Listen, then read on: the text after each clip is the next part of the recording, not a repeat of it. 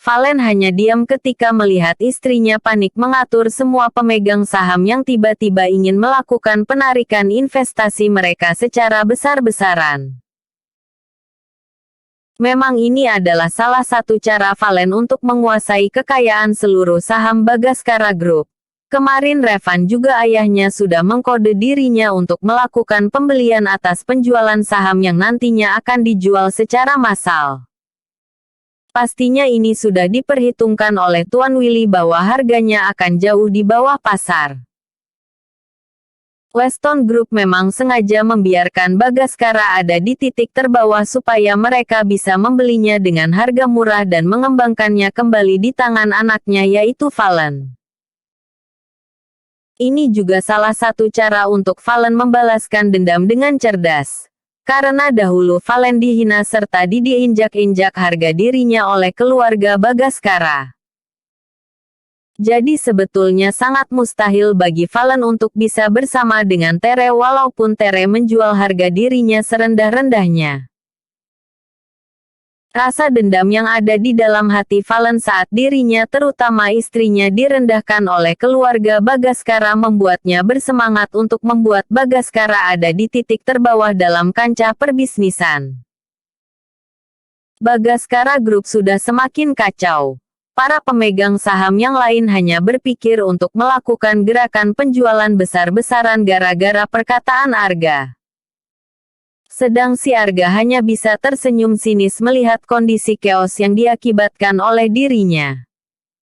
Padahal final bomnya belum ia gunakan. Hanya perkataan sarkas dan niatan ia menjual invest begitu saja sudah membuat pemegang saham dan investor lainnya kebakaran jenggot. Kalian pasti tidak tahu bahwa di dalam perusahaan ini keadaannya buruk. Keamanannya sudah dibobol oleh hacker baru saja. Aku semakin ingin membuang sahamku ini. Katanya sembari menyulut emosi orang lainnya menyulitkan Anin dan Aldi menenangkan mereka. Valen kasihan melihat kondisi istrinya tapi ia sendiri memang bermain di sini agar ia bisa mempersembahkan Bagaskara Group untuk istrinya tercinta. Itu tidak benar, kata Anin dengan kesal. Karena para pemegang saham tambah menggila. Membuat Anin Aldi kewalahan dan aksi dorong-dorongan pun tak terhindarkan membuat Anin yang tak siap menjadi terjatuh. Valen pun kesal dan marah. Tidak tahan melihat istrinya terpojok. Cukup. Kalau kalian memang ingin segera menjual saham kalian silahkan hubungi ini. Teriaknya penuh amarah sambil melempar sebuah kartu nama yang langsung diambil secara berebutan oleh para pemegang saham yang kalap. Valen langsung menghampiri istrinya dan menolongnya berdiri. Apa yang kamu lakukan? Tanya Aldi dengan nada datar. Aku hanya menyelamatkan tempat ini dari orang-orang serakah macam mereka, kata Valen sambil menuju kumpulan orang-orang yang sudah berebut kartu nama yang dilemparkan oleh Valen. Tapi, kamu tenang saja dan aku akan membantu kalian menyelesaikan masalah di Bagaskara Group ini, kata Valen kepada Aldi, sambil ia memeluk istrinya dengan posesif. Tujuannya hanya satu supaya istrinya terlindungi dari tindakan anarkis orang-orang yang serakah akan uang. Tindakan Valen itu membuat Tere semakin bahwa Valen itu adalah pewaris tunggal dari Weston Group. Valen seperti membuktikan dirinya bahwa dirinya memang orang kaya sehingga dia bisa melakukan apa saja untuk membeli saham dari Bagaskara Group. Jadi, kamu benar-benar adalah pewaris tunggal dari Weston Group. Dan kamu mengakuinya sekarang. Jadi sebenarnya aku tidak salah kira, kata Tere dengan nada senang. Tere menepis keberadaan Anin dan kemudian dia memeluk Valen dengan tidak tahu malunya. Valen yang tidak menyangka dengan kelakuan Tere menjadi kaget kemudian dia mendorong tubuh Tere wanita itu jatuh terjerembab karena kerasnya dorongan dari Valen. Anin pun yang kesal karena ditepis oleh Tere dan melihat Tere memeluk suaminya dengan mesra, menjadi marah. Kondisi Anin yang sudah gemas dengan chaos yang terjadi, memutuskan untuk keluar dari ruangan yang terasa menyesakan. Anin, tunggu. Kata Valen kebingungan melihat Anin pergi berlalu meninggalkan dirinya yang kebingungan di ruangan yang mulai sepi karena mereka para pemegang saham langsung pergi saat mereka sudah mendapatkan apa yang mereka mau, yaitu nomor telepon orang yang akan membeli saham mereka. Mereka sudah tidak peduli lagi apakah mereka akan menjualnya dengan merugi, asalkan mereka dapat menjualnya dengan cepat. Mereka tidak menyadari bahwa apa yang dilakukan oleh Arga itu hanyalah supaya mereka dapat menjual saham mereka dengan harga murah. Dan memang inilah yang diinginkan oleh Weston Group. Anin. Valen memanggil Anin yang pergi meninggalkan dirinya dengan begitu cepat. Tapi karena langkah Valen lebih panjang dari Anin sehingga dia bisa menyusul istrinya itu. Sedangkan Tere yang hendak menyusul Valen, tangannya dicekal oleh Aldi. Karena sebagai wakil dari nenek seharusnya Tere tidak mengurusi urusan Anin dan Valen. Dia harusnya malah menyelesaikan masalah yang timbul saat ini, tapi dasar memang si Tere ini tidak becus untuk mengurus masalah perusahaan sehingga kemudian adalah yang menjadi tumbal. Lepaskan, kata Tere dengan geram kepada Aldi. Tidak bisa, Bu. Anda juga harus turut membereskan masalah yang sudah timbul. Juga turut membereskan apa yang Tuan Arga sudah lakukan. Kata Aldi sambil melirik Arga yang sekarang sudah duduk di kursi kebesaran yang ada di ruangan perjamuan itu. Tere juga melirik ke arah Arga yang hanya tersenyum sinis memandang kekacauan yang sudah dia buat tadi. Kakek Arga. Tere tidak menyangka kakek membuat nenek susah. Katanya kalian dulu saling mencintai. Kenapa kakek tega melakukan hal ini kepada nenek? Padahal kakek sendiri tahu kan nenek juga baru keluar dari rumah sakit. Kelakuan kakek ini akan membuat nenek bisa masuk lagi ke rumah sakit. Kata Tere yang kesal dengan kelakuan kakek Arga yang membuat Bagaskara Group di ujung tanduk. Wanita itu pantas mendapatkan apa yang saat ini aku lakukan kepadanya. Bahkan dia juga pantas mendapatkan apa yang lebih besar dari ini nantinya. Aku juga tidak peduli kalau dia akan mati setelah mendengar semuanya ini. Karena dia pantas menerimanya. Kata kakek sambil berdiri lalu meninggalkan ruang perjamuan itu. Meninggalkan Aldi dan Tere. Kedua orang yang hanya bisa bengong mendengar perkataan kakek yang kesannya kasar. Dasar kakek-kakek tua yang kurang ajar. Untung saja nenek tidak mendengar hal ini. Bisa-bisa dia akan terkena serangan jantung saat mendengar bahwa laki-laki yang sangat ia cintai itu ternyata tidak lain dan tidak bukan hanyalah seorang bajingan yang memanfaatkan kondisi. Gunam Tere dengan suara lirih. Dia juga tidak ingin kalau Aldi mendengar apa yang dia katakan.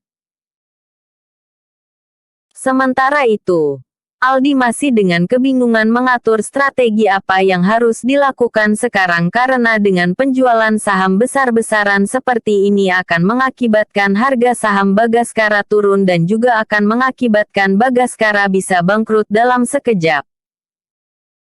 Sedangkan Valen yang sudah bisa mengejar keberadaan Anin langsung menarik lengan Anin, istrinya itu, sehingga tubuh Anin berbalik ke arah Valen. Ada apa? Sayang, tanya Valen dengan nada lembut, karena dia melihat Anin dalam posisi yang sangat kesal. Mungkin ini karena tadi Tere memeluk dirinya. Mungkin juga istrinya ini cemburu dengan kelakuan Tere, sepupunya itu. Gak apa-apa. Seperti biasa wanita kalau merasa cemburu dia malah tidak ingin memperlihatkannya di hadapan laki-laki yang ia sukai. Jangan cemburu. Kan sudah Mas katakan berulang-ulang kali kalau Mas Valen tidak pernah merasa ingin didekati oleh Tere. Cuman wanita kotor itulah yang seringkali mendekati Mas. Tapi percayalah tidak ada sedetik pun pemikiran Mas untuk bisa berdekatan dengan wanita itu. Begitu pula dengan wanita lain sekalipun. Kata Valen sambil merengkuh tubuh istrinya. Anin yang tidak pernah menerima perlakuan intim dari Valen jadi kebaperan dan merasa nyaman dengan perlakuan RSMM 41. Berita tentang kejadian yang terjadi di Bagaskara Group sampai juga ke telinga nenek. Nenek yang sedang beristirahat karena baru saja keluar dari rumah sakit terpaksa harus mendengarkan hal-hal yang membuat dirinya menjadi down kembali. Nenek hanya bisa memegang dadanya dengan kencang karena nyeri itu kembali datang. Nenek masih teringat dengan apa yang menjadi sumber permasalahan yang menyebabkan Bagaskara Group diambang kehancuran. Arga. Tangan nenek mengepal dengan kencang, dia masih mengingat hal-hal yang membuat dirinya sekarang membenci wajah laki-laki tampan yang pernah mengisi hatinya. Nenek membenci ketika dia mengingat bahwa Arga dan Arkalah yang membuat dirinya tidak lagi mempercayai kata cinta di dalam hidupnya. Dirinya ingat saat itu dia sedang menjalin hubungan dengan Arga. Ya, dengan laki-laki tampan yang bernama Arga Bagaskara. Janji Arga waktu itu adalah menikahinya. Jadi dia sangat berharap dengan hubungan dirinya bersama Arga Bagaskara. Tapi dirinya tidak tahu menahu mengapa kemudian ayah Arka Bagaskara melamarnya dan menjadikan dia istri dari Arka Bagaskara. Laki-laki yang tidak pernah dia sukai. Dan yang membuat dirinya semakin marah adalah karena Arga, kekasihnya sendiri, malah tidak mempertahankan dirinya. Malah kemudian menikahi sahabatnya sendiri. Sakit hati serta dendam yang membuncah di dalam hatinya membuat nenek sama sekali tidak berpikir panjang. Nenek mau tidak mau harus menerima dengan lapang dada dengan pernikahannya karena ia terlampau sakit memikirkan tentang pengkhianatan Arga Bagaskara dengan temannya sendiri.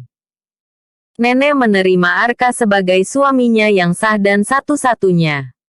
Arka pun memperlakukan dirinya dengan sangat baik, menghormati serta mencintainya setulus hati. Nenek berusaha menerima apa yang menjadi jalan takdirnya sampai di suatu waktu ketika perusahaan Bagaskara mengalami sedikit goncangan, Arga datang sebagai penolong. Arga yang waktu itu statusnya sudah sendiri karena istrinya meninggal dan dia tidak memiliki keturunan. Membuat nenek seperti kembali di masa lalu saat dia memadu kasih dengan Arga Bagaskara. Sebetulnya kejadian di mana Arka memergoki dirinya bermesraan dengan sepupunya itu bukan merupakan hal yang disengaja oleh nenek. Tapi itu murni karena kecelakaan. Jadi saat itu tubuh nenek limbung sehingga dia hampir jatuh dan ditolong oleh Arga. Tapi mungkin saat itu dengan pikiran-pikiran negatif yang ada di benak kakek Arka, membuat sisi posesif kakek Arka timbul. Mungkin dia berpikir negatif menganggap bahwa nenek ingin kembali dengan Arga sepupunya itu. Begitupun dengan sebaliknya. Padahal kalau ditelisik sejujurnya nenek masih menyimpan dendam. Juga rasa benci dengan Arga karena nenek menganggap bahwa Arga mempermainkan hatinya. Hari ini saat nenek mendengar bahwa Arga mengatakan Bagaskara Group dan menimbulkan kekacauan yang sangat sehingga Bagaskara Group di ujung tanduk. Dia pun hendak ke kantor Bagaskara Group dan ingin menyelesaikan segalanya. Dia tahu bahwa dirinya salah. Salah telah memilih Tere sebagai wakil dirinya di Bagaskara Group. Dia tahu bahwa cucu kesayangannya itu terlalu bodoh dan tidak bisa melakukan apa-apa. Dada nenek semakin berdebar kencang dan ada rasa menyakitkan serta menyesakkan yang mengganggu pernafasannya saat ini. Nenek buru-buru mengambil obat yang biasa nenek konsumsi ketika jantungnya meremas pernafasannya. Aldi yang saat itu ada di sana bersama dengan Adityo, langsung merasa panik karena raut wajah nenek sangat pucat dan nafasnya tersengal-sengal. Nyonya, antar aku ke rumah sakit. Perintah nenek dengan nafas yang terputus-putus. Kedua orang itu segera memampang dan membopong nenek untuk dibawa masuk ke dalam mobil agar dapat segera dibawa ke rumah sakit. Rasanya nenek sudah tahu apa yang akan terjadi sehingga dia menyuruh Aldi untuk segera menghubungi Anin dan suaminya. Kenapa pada hari itu nenek tidak ingin memanggil orang lain selain mereka berdua? Adityo yang merupakan sopir yang biasa dipakai oleh Aldi langsung melarikan mobil pribadi Aldi seperti setan jalanan. Beruntungnya situasi jalan saat membawa nenek tidak terlalu macet sehingga mereka dapat membawa nenek ke rumah sakit dengan cepat. Sesampainya mereka di rumah sakit, nenek langsung disambut dengan berangkar rumah sakit. Kondisi nenek sekalipun sudah sangat lemas tapi dia masih sadar. Dia tahu bahwa dia tidak boleh meninggal duluan sebelum dia menyerahkan semuanya dan menceritakan semua rahasia yang dia miliki kepada Anin sebagai cucu kesayangan Arka Bagaskara. Asteris. Anin yang tadinya sudah pulang bersama dengan suaminya ke apartemen, langsung berangkat ke rumah sakit. Beruntungnya lokasi rumah sakit yang dipakai oleh nenek itu memang sangat dekat dengan apartemen yang dimiliki oleh Valen. Apartemen Valen yang terletak di Bilangan, Jakarta Pusat membuatnya sangat mudah untuk kemana-mana. Anin dan Valen yang mendapatkan kabar bahwa nenek masuk ke dalam rumah sakit bergegas berangkat. Sepertinya Valen sendiri sudah mendapatkan firasat bahwa kali ini nenek akan menyerahkan semuanya kepada Anindya. Sehingga membuat Valen mempercepat perjalanannya ke rumah sakit. Sedangkan Aldi sudah mempersiapkan segala sesuatunya sehingga nenek langsung dimasukkan ke UGD untuk pertolongan pertama. Aldi dan Adityo yang mengantar nenek berjaga di depan pintu ruangan UGD yang masih berlampu merah yang tandanya belum boleh ada seorang pun yang masuk ke dalam sebelum dokter keluar dari ruangan itu. Tak selang berapa lama, mungkin sekitar 30 menitan, Anin dan Valen sampai di depan ruang UGD itu. Aldi yang mereka temui hanya bisa menggelengkan kepalanya dengan lemah karena dia juga masih belum tahu bagaimana kondisi nenek yang ada di dalam ruangan UGD itu. Kenapa bisa terjadi seperti ini? Nenek baru saja keluar dari rumah sakit.